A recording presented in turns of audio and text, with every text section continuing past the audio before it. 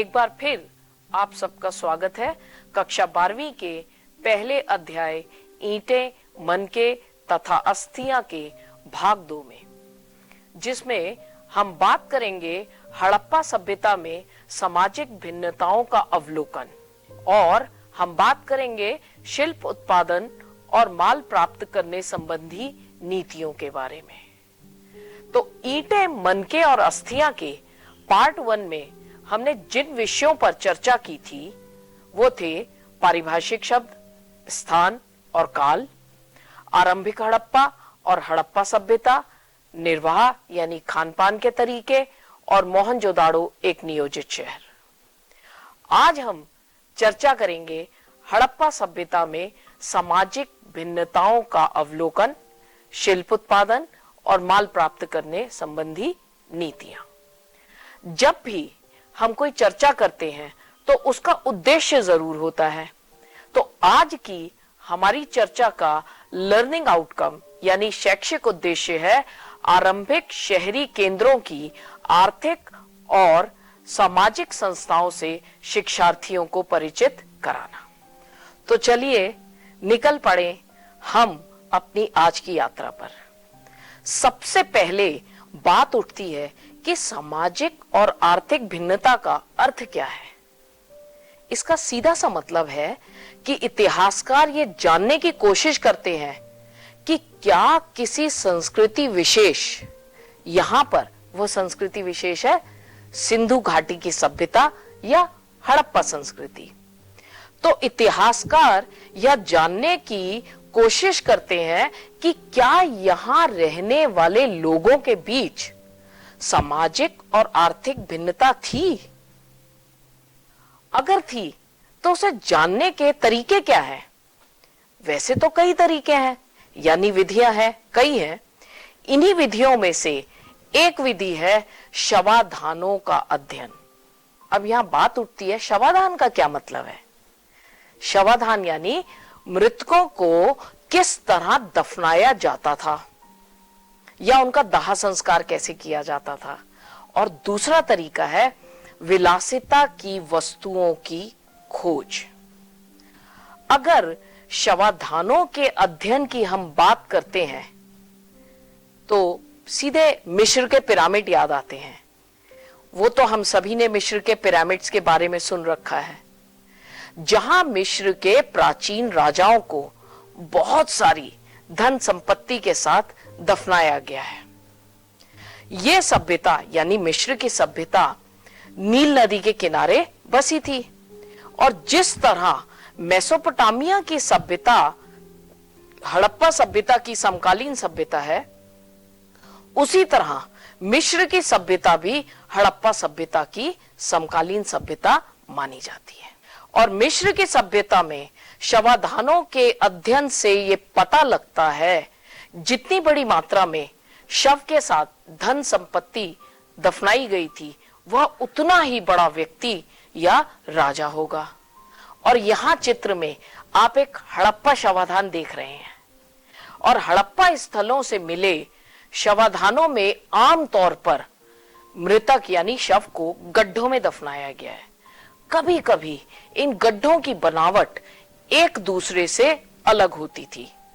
कुछ जगहों पर गर्तों यानी गड्ढों की सतह पर ईंटों की चिनाई की गई थी, पर केवल मात्र इतनी भिन्नता से सामाजिक भिन्नताओं का पता लगाना तो कठिन है। तो कुछ कब्रों में बर्तन भी और आभूषण भी मिले। आभूषण यानी ज्वेलरी, जिससे लगता है कि शायद चीजें इसलिए रखी गई ताकि मरने के बाद के जीवन में मरने वाला व्यक्ति इसका उपयोग कर सके। इसका सीधा सा मतलब होता है कि उन लोगों का शायद मृत्यु के बाद के जीवन में विश्वास था। एक और बात देखने में आई है कि जो आभूषण है वो केवल महिलाओं के शवाधानों में नहीं मिले हैं, पुरुषों के शवाधानों में भी मिले हैं। इसका मतलब यह हुआ कि महिला और पुरुष दोनों ही खुद को सजाने के लिए आभूषण पहना करते होंगे। 1980 के दशक में हड़प्पा के कब्रिस्तान में हुई खुदाई में एक पुरुष की खोपड़ी मिली और उस खोपड़ी के पास शंख के 3 छल्ले, जेस्पर एक तरह का पत्थर होता है, रतन कहते हैं उसे। तो जेस्पर के मन के भी, जैसा कि आप यहां चित्र में भी देख सकते हो जेस्पर कैसा दिखता है, जेस्पर के मनके और सैकड़ों की संख्या में छोटे छोटे मनकों से बना हुआ आभूषण मिला है। कहीं कहीं तांबे के दर्पण यानी शीशा चेहरा देखने के लिए, कहीं कहीं तांबे के दर्पण भी शवाधानों में मिले हैं, जैसा कि यहां चित्र में दिखाई दे रहा है। मोहनजोदाड़ो, हड़प्पा, ये दोनों तो आज के पाकिस्तान में पड़ते हैं, कालीबंगन आज के राजस्थान में पड़ता है, और लोथल आज के गुजरात में, वहां पर कब्रिस्तान मिले हैं।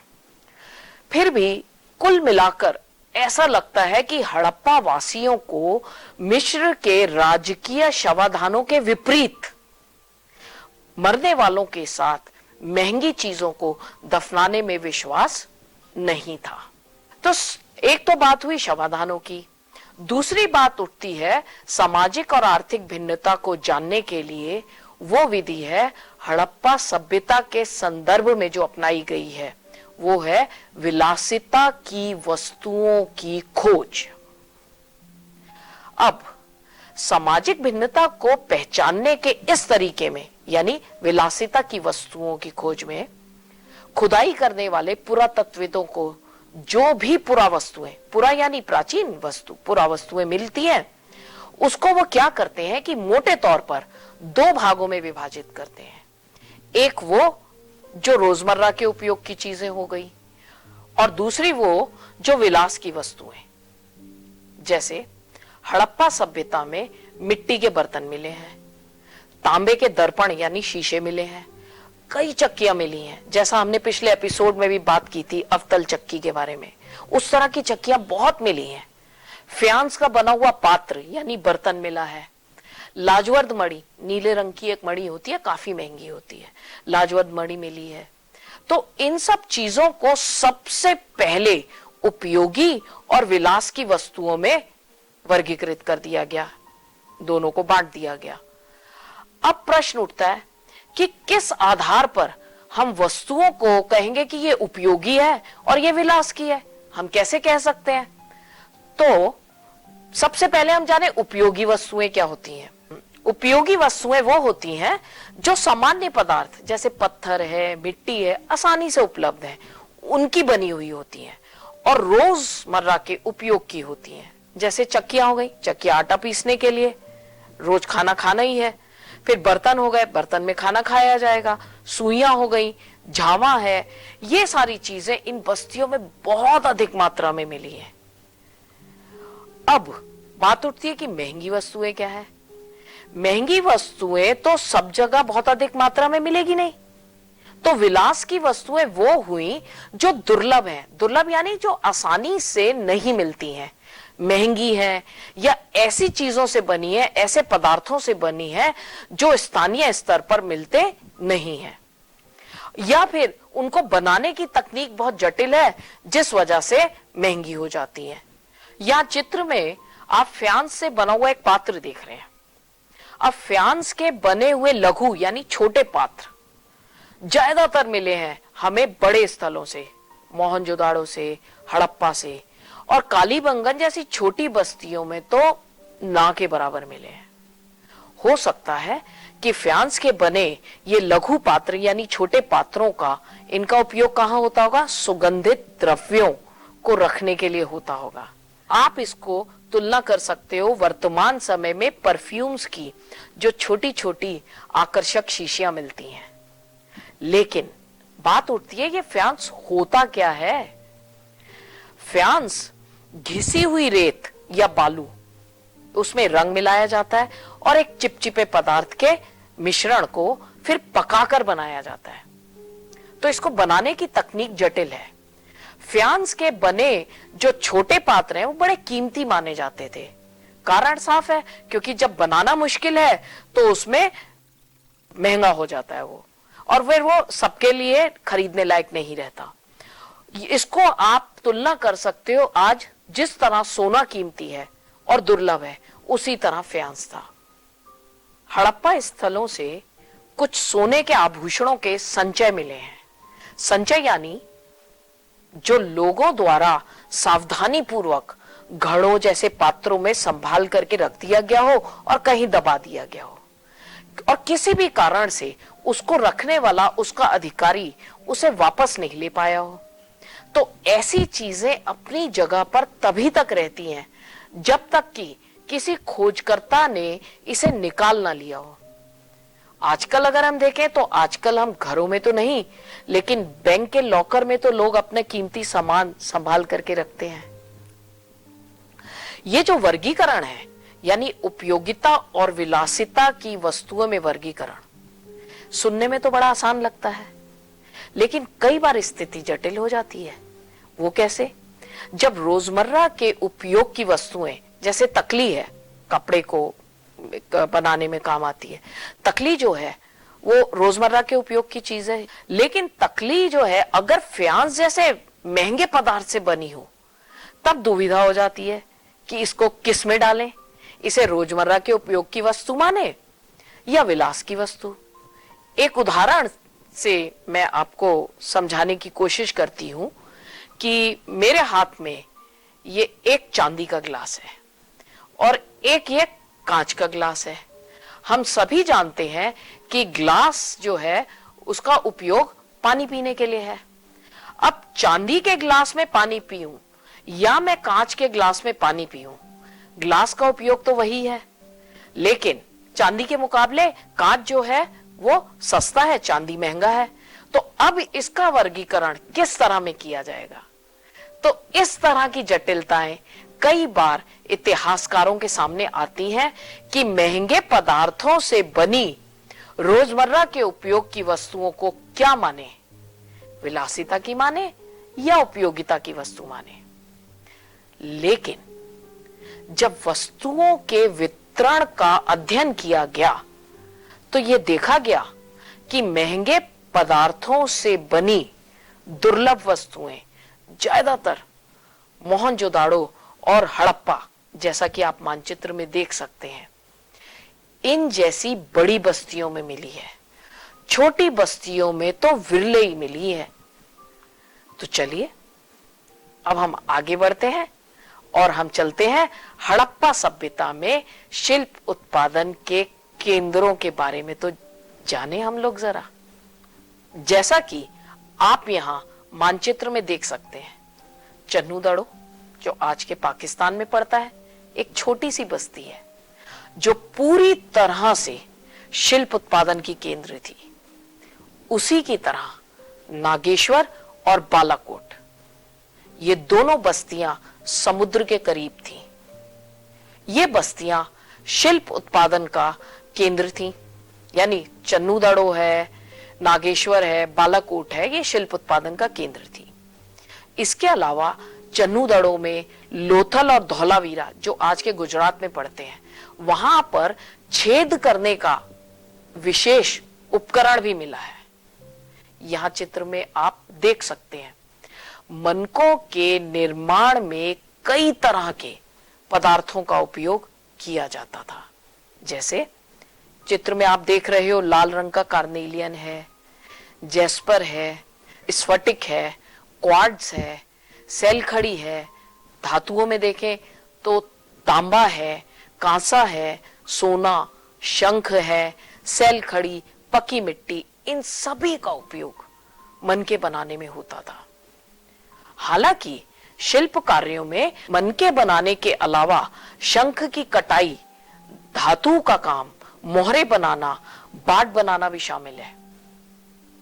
यहां पर चित्र में आप औजार और मनके दोनों देख पा रहे हैं।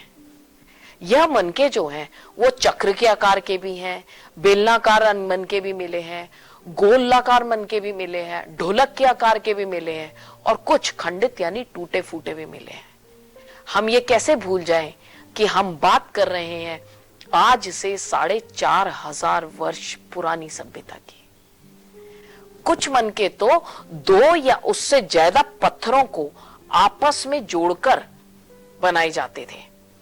और कुछ सोने के टॉप वाले पत्थर के होते थे।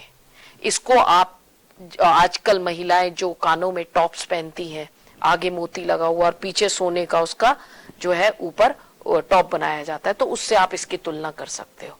तो इसका मतलब है कि आजकल भी इस तरह के आभूषण पहने जाते हैं। और कुछ मनकों को उत्कीर्ण, उत्कीर्ण यानी उसके जो है कुरेद करके उस पर कुछ भी नक्काशी या कलाकारी की गई, या चित्रकारी के माध्यम से कुछ मनकों को सजाया गया है, और कुछ पर रेखा चित्र बनाए गए हैं। अब मनके बनाने की तकनीक जो है उसमें प्रयोग किए गए पदार्थ के अनुसार अलग अलग है। क्यों अलग अलग है? अगर एक कठोर पत्थर की बात करें तो उस पर एक अलग तकनीक आएगी, और अगर सैलखड़ी जैसे बहुत मुलायम पत्थर की बात करें जिस पर आसानी से काम हो जाता था, कुछ मनके सैलखड़ी के चूरन के लेप को सांचे में ढालकर तैयार किए जाते थे और मुलायम होते थे, इस कारण इससे कई तरह का आकार दिया जा सकता था। इसके विपरीत कुछ ठोस पत्थरों से बनने वाले जो मनके हैं वो ज्यामिति यानी ज्योमेट्रिकल आकार के, आयताकार या और जो ज्यामिति के अंदर आते हैं उस आकार के मिले।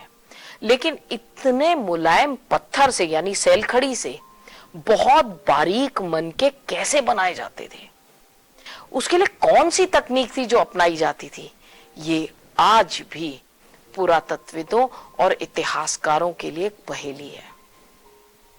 कार्नेलियन पत्थर की अगर हम बात करते हैं, लाल रंग का है, लेकिन उसका लाल रंग कहां से आता है?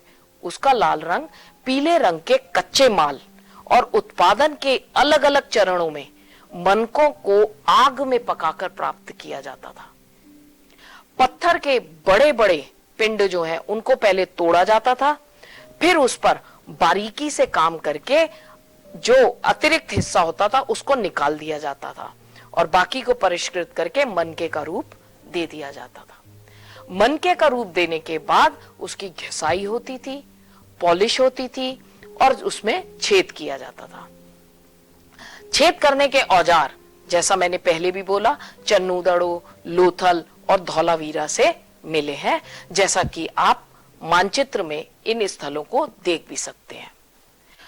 अब आप यहां मानचित्र में गुजरात में स्थित नागेश्वर और वर्तमान पाकिस्तान में स्थित बालाकोट को देख सकते हो।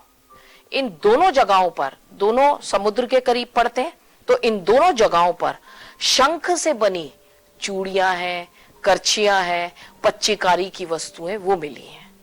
और तैयार माल को मोहनजोदाड़ो और हड़प्पा जैसे बड़े शहरी केंद्रों तक लाया जाता था। आप यहां चित्र में मिट्टी की बनी पुरा वस्तुएं देख रहे हैं, जैसे बर्तन है जिसमें ज्यामितीय आकार है, या ये मिट्टी की मूर्ति देख रहे हैं। इनमें से कई पुरा वस्तुएं आज भी दिल्ली के राष्ट्रीय संग्रहालय यानी नेशनल म्यूजियम और लोथल के स्थानीय संग्रहालय में सुरक्षित रखी गई हैं। मिट्टी की मातृदेवी की कई मूर्तियां हड़प्पा संस्कृति में मिली हैं।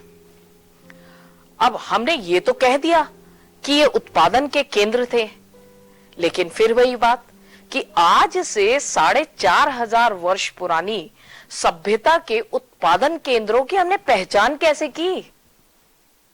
वो कौन से सबूत या साक्ष्य थे जिनसे हम पहचान पाए कि चन्नूदड़ो है, नागेश्वर है, बालाकोट है, ये उत्पादन के केंद्र थे?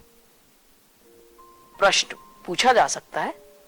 और उत्पादन के केंद्रों की पहचान पुरातत्वविदों ने कुछ सबूतों के आधार पर की है, जैसे पत्थर के जो बड़े बड़े पिंड मिले या पूरा शंख मिला, धातु मिली, तांबा है, सोना है या कच्चा माल मिला।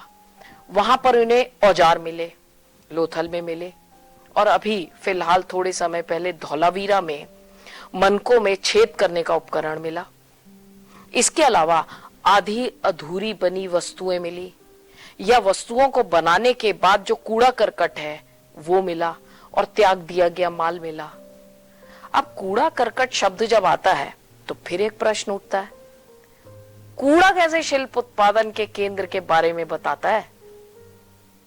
साधारण सी बात है, जहां वस्तुओं का निर्माण होगा, जहां उसके लिए पत्थर को काटा जाएगा, तो इन पदार्थों के बचे हुए टुकड़े कूड़े के रूप में उत्पादन केंद्र पर फेंक दिए जाते थे। कभी कभी बड़े बेकार टुकड़ों को छोटे आकार की चीजें बनाने के लिए प्रयोग कर लिया जाता था, लेकिन बहुत छोटे टुकड़ों को वहीं पर कूड़े की तरह छोड़ दिया जाता था, जिससे यह पता लग पाया कि ना केवल छोटे विशिष्ट केंद्रों में बल्कि बड़े शहरों में भी, उस समय के बड़े शहरों में जैसे हड़प्पा और मोहनजोदाड़ो, वहां भी शिल्प उत्पादन का काम हुआ करता था। अब सीधी सी बात उठती है कि अगर शिल्प उत्पादन होता था तो शिल्प उत्पादन के लिए, जैसे कि हमने बात की कि अलग अलग प्रकार के पदार्थों से ये बनते थे, चाहे वो जेस्पर हो, कार्नेलियन हो, सेल खड़ी हो, लाजवर्द मणि हो या धातु जैसे तांबा, कांसा या सोना हो, तो इसको बनाने के लिए कच्चे माल की जरूरत होती थी। तो ये माल आता कहां से था? हड़प्पावासी शिल्प उत्पादन के लिए माल प्राप्त करने के कई तरीके अपनाते थे। कुछ माल तो स्थानीय स्तर पर मिल जाता था और कुछ दूसरे क्षेत्रों से मंगाया जाता था। जैसे सिंधु नदी और उसकी उपनदियों के जो नदी मार्ग बने थे और तटीय मार्गों का, उनका उपयोग होता था माल की आवाजाही यानी लाने ले जाने के लिए। उसके साथ ही साथ अन्य समकालीन सभ्यताओं के साथ भी इनके व्यापारिक संबंध के संकेत मिलते हैं। कुछ कच्चा माल स्थानीय स्तर पर ही उपलब्ध था, जैसे मिट्टी का हो गया, लेकिन पत्थर, लकड़ी, धातु ये बाहर के क्षेत्रों से मंगाई जाती थी। और यहां चित्र में आप पकी मिट्टी के खिलौना गाड़ी को देख सकते हो। इसका क्या मतलब है? इसका मतलब है कि बैलगाड़ी का उपयोग सामान और लोगों को एक जगह से दूसरी जगह सड़क के रास्ते से यानी थल मार्ग के द्वारा ले जाने के लिए होता होगा, तभी तो उसके खिलौना गाड़ी भी बनी है।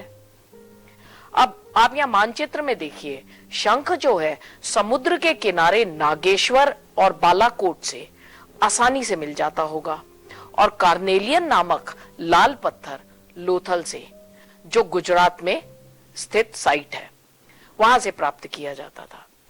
इसी मानचित्र में दर्शाया गया है कि लाजवर्द मणि नाम का नीले रंग का यह पत्थर महंगा था, जो अफगानिस्तान में शौर्तुगई नामक स्थल से मंगाया जाता था। और सेल खड़ी जो मुलायम पत्थर था, वो दक्षिणी राजस्थान और उत्तरी गुजरात से आता था। तांबे जैसी धातु राजस्थान के खेतड़ी क्षेत्र से मंगाई जाती थी। अब राजस्थान के खेतड़ी अंचल जहां से तांबा मंगाया जाता था, वहां की संस्कृति को पुरातत्वविदों ने गणेश्वर जोधपुरा संस्कृति का नाम दिया है। ऐसा क्यों? संस्कृति की परिभाषा हमने पिछले एपिसोड में भी देखी थी। ऐसा इसलिए है कि इस संस्कृति यानी गणेश्वर जोधपुर संस्कृति के जो बर्तन हैं, वो हड़प्पाई बर्तनों से अलग हैं, और यहाँ तांबे के बहुत भंडार मिले हैं, और हड़प्पा वासी यहीं से तांबा लिया करते थे। इसके साथ साथ दक्षिण भारत से सोना लेने के लिए अभियान भेजे जाते थे। इन अभियानों के माध्यम से वहां के जो स्थानीय समुदाय है, उनके साथ संपर्क स्थापित किया जाता था। ऐसा हम इसलिए कह सकते हैं क्योंकि इन इलाकों में कभी कभी हड़प्पाई पुरावस्तुएं मिली हैं, जो इस बात का सबूत है कि इन स्थानीय समुदायों के साथ हड़प्पा संस्कृति के संपर्क रहे होंगे।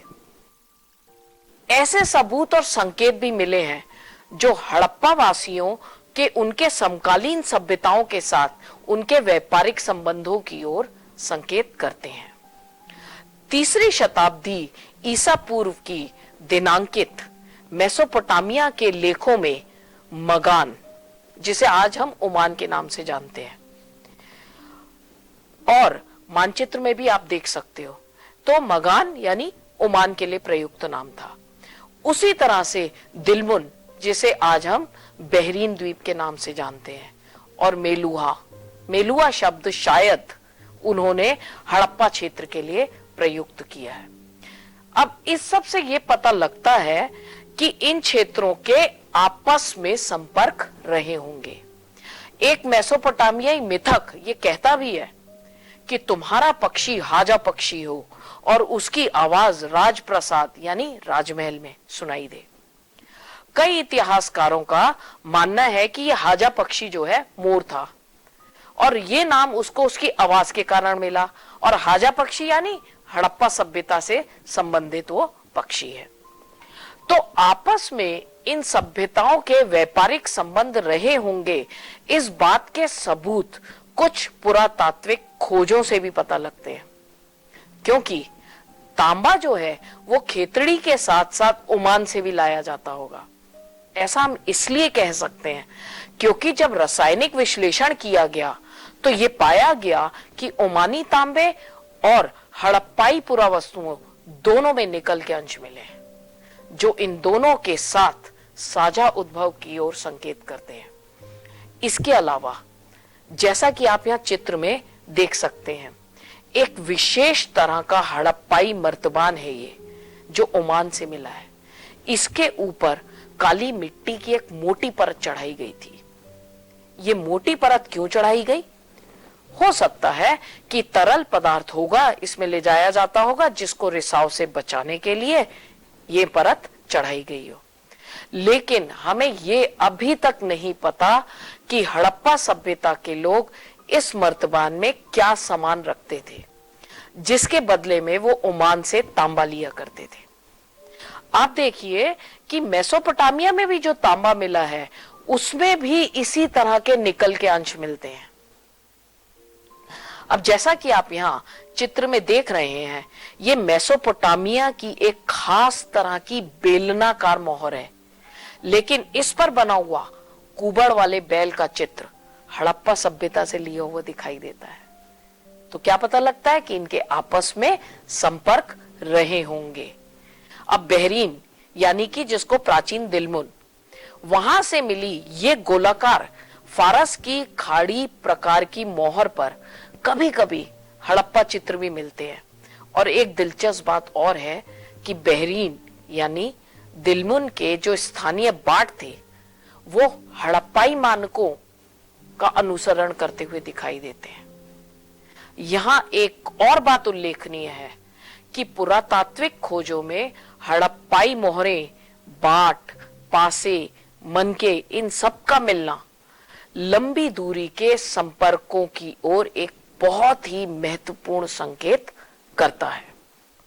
मेसोपोटामिया का लेख मेलुहा, मेलुहा यानी हड़प्पा सभ्यता, हड़प्पा सभ्यता से प्राप्त होने वाले सामानों में कार्नेलियन, लाजवर्द मणि, तांबा, सोना और कई तरह की लकड़ियों का उल्लेख करता है।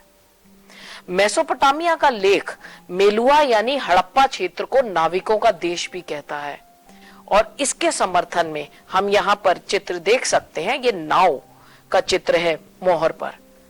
तो जो आप यहाँ चित्र में देख रहे हैं, ये सारी बातें इस ओर संकेत करती हैं कि हड़प्पा वासी समुद्र के रास्ते से अन्य क्षेत्रों से व्यापार करते होंगे।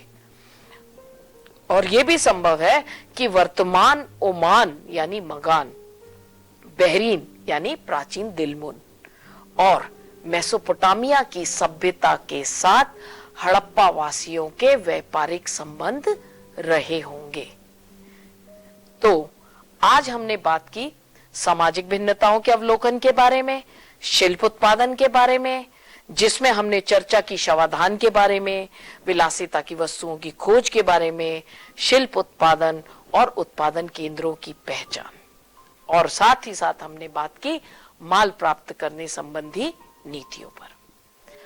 अगले एपिसोड में हम चर्चा करेंगे हड़प्पा सभ्यता की मोहरें, लिपि, बाट, प्राचीन सत्ता और इस सभ्यता का, इस महान सभ्यता का अंत कैसे हुआ, उसके बारे में। धन्यवाद।